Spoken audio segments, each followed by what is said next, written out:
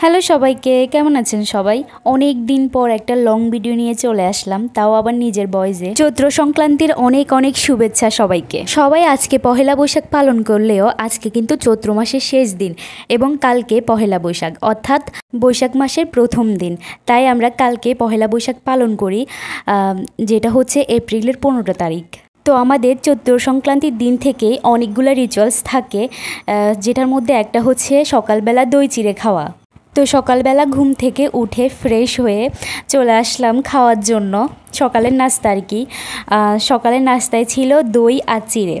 এরপর তো আরও অনেক কিছু খেয়েছি, চাও খেয়েছিলাম, এরপর নিমকি, জিলেপি খেয়েছি, যেটা নাকি সবাই বলে যে মিষ্টিমুখ করা লাগে আজকের এই দিনে।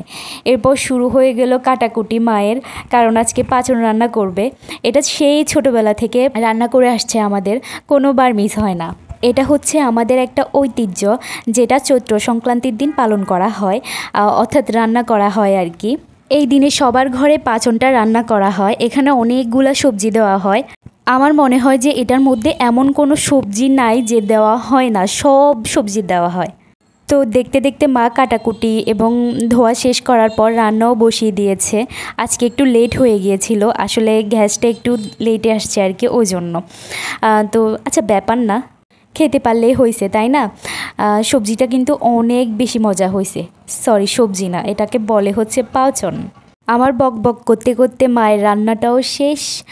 এখন হচ্ছে পাঁচ ফোড়ন দিবে, তেল দিবে আর কি, এটা দিয়ে নামিয়ে ফেলবে। যে পাঁচনের ফাইনাল লুক, এটা যে খেতে এত মজা, এটা বছরে একদিনে রান্না করা হয় এরকম করে আর কি। এরকম সব সবজি দিয়ে একদিনই রান্না করা হয়, বেশ মজা হয় খেতে, এবং এটা অনেক স্বাস্থ্যের জন্য অনেক ভালো। রান্না শেষ হতে হতে খেতে চলে আসলাম, কারণ আমার আর ধৈর্য কুলাচ্ছে না, ওই জন্য।